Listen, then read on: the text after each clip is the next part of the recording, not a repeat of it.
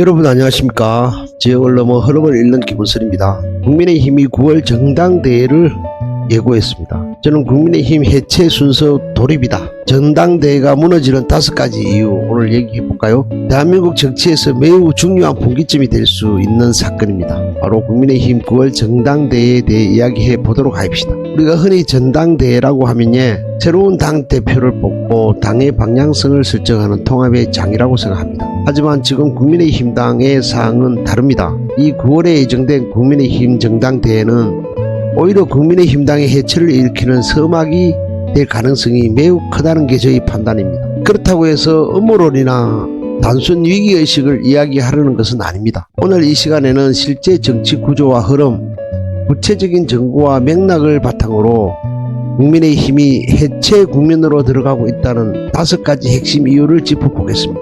이 영상은 선동이 아닌 분석이고 감정이 아닌 해설입니다. 윤석열 파면 이후 국민의힘 당의 정체성은 산산이 부서졌습니다. 윤석열 대통령이 저지른 불법 비상계엄으로 헌법재판소로부터 파면당한 사건은 우리 국민께 엄청난 충격적인 일이었고 그로 인해 민생은 도탄이 났습니다.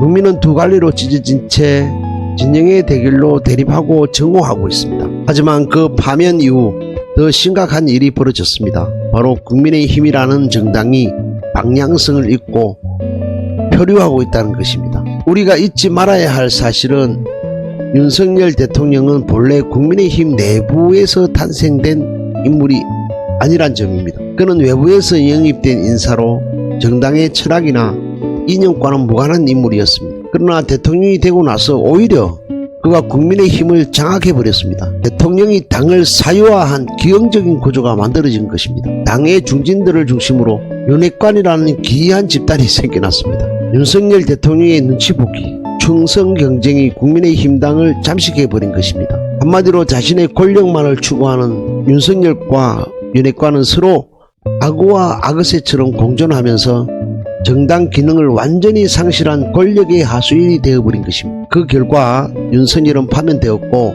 지금 국민의힘은 완전히 중심을 잃었습니다. 누구를 축으로 당을 다시 세울 것인지에 대한 논의조차도 제대로 이루어지고 있지 않습니다. 이는 단순한 당권 경쟁이 아니라 정당의 근본적인 정체성과 구조가 붕괴했음을 보여주는 신호입니다. 국민의힘 하면 떠오르는 대표적인 지역 어디입니까? 영남권입니다. 하지만 21대 대선 결과를 보면 이재명 후보는 곳곳에서 선전을 했습니다.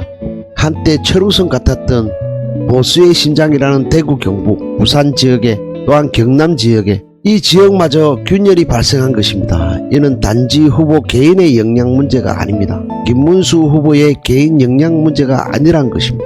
이른바 윤석열 핵심 측근들로 구성된 당의 중심 라인이 사실상 붕괴하면서 중앙당과 지방조직 간의 연결고리가 사라졌습니다. 각 지역 당협은 혼란에 빠졌고 중앙에서 메시지를 통일해 전달할 수 없는 영향력이 상실했습니다. 그뿐만 아니라 당원 수의 감소는 눈에 띌 정도입니다. 특히 2030 세대와 중도층에서의 이탈은 단순히 지지율 하락 수준이 아닙니다. 국민의힘이라는 브랜드 자체가 선거 때마다 표를 모아야 하는 선거형 정당으로 생존력을 상실하고 있다는 것입니다. 이처럼 정체성과 조직이 무너진 상황에서 그 공백을 메울 대안, 지도력이 존재할까요? 언론에서는 나경원, 안철수, 한동훈 등 여러 인물을 거론하고 있습니다.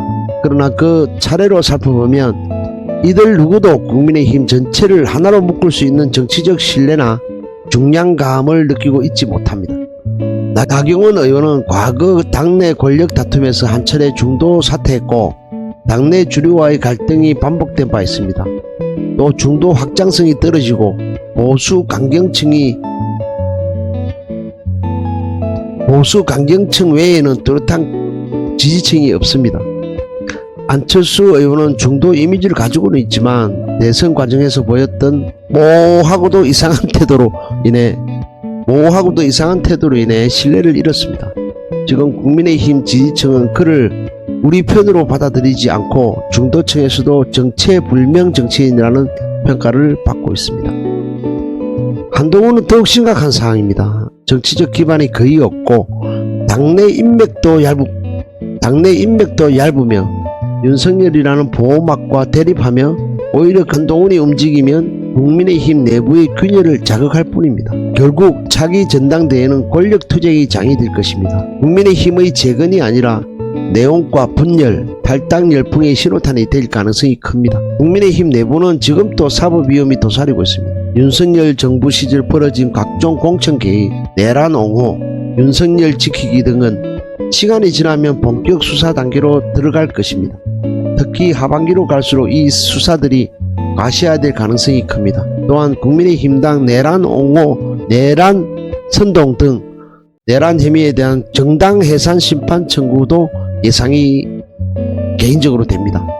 게다가 다가오는 지방선거를 앞두고 공천 규정을 두고 당내 권력투쟁이 본격화될 전망입니다. 누구의 손에 공천권이 들어가느냐에 따라 당의 주도권이 갈라지기 때문에 내부 갈등은 극심해질 것입니다. 공천 잡음이 심화되면 이탈파가 신당을 차리는 시나리오도 현실화될 것입니다. 한동훈의 신당을 저는 예상하고 있습니다. 이러한 사법 위험성과 공천 갈등은 단순한 일시적 분열이 아닙니다. 정당 시스템 전체가 붕괴할 가능성이 크다는 것을 뜻합니다. 무엇보다 치명적인 건 대중적 지지 기반의 소멸입니다. 2022년부터 2024년까지 윤석열 정부의 실정에 실망한 보수 유권자들의 정치 혐오로 빠져들고 있습니다. 전통적 지지층인 장년층과 노년층마저도 무관심과 탈정치의 길로 가고 있습니다. 2030 세대는 말할 것도 없습니다. 청년층과 중도 유권자들 사이에서 국민의힘은 이미 혐오 정당으로 낙인 찍혔습니다.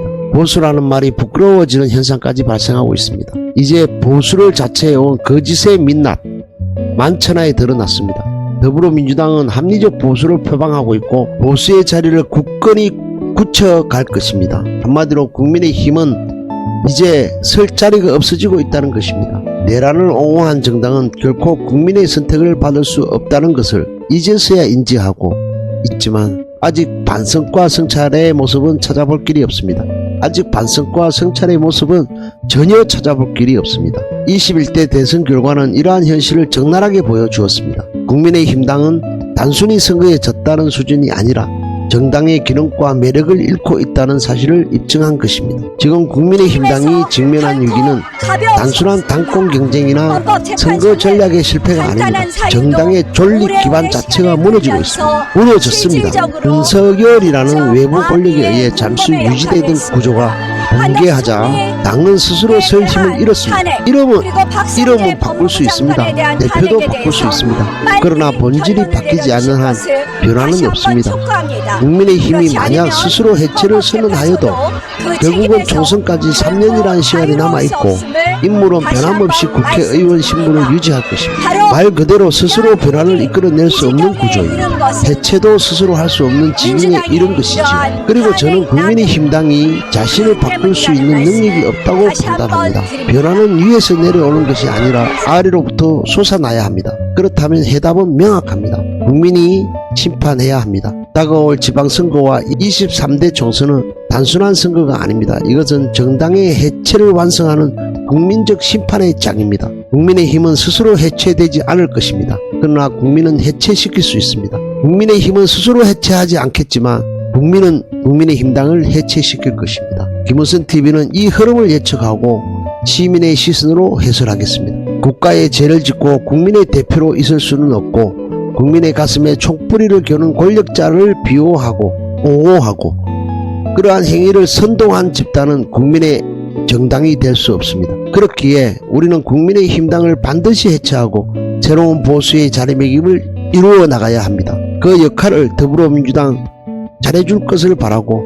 조국혁신당과 진보당을 비롯한 군소 정당의 약진을 기약합니다. 또한 소망합니다. 새로운 대한민국, 진짜 대한민국은 아직 갈 길이 멀고 험하기만 합니다. 이재명 대통령과 더불어민주당 그리고 조국혁신당을 비롯한 진보 진영의 부단한 노력을 기대하고 국민 스스로 우리의 주권으로 진짜 대한민국 건설에 앞장서야 할 것입니다. 지금까지 김은선이었습니다. 감사합니다. 다음 방송에서 뵙겠습니다. 수많은 뉴스는 쏟아지지만 해설은 김은선입니다. 누구나 예측 가능한 정치 이야기 함께 연대해 나갑시다. 여러분들의 눈물은 함께하고 행복은 나누겠습니다. 감사합니다.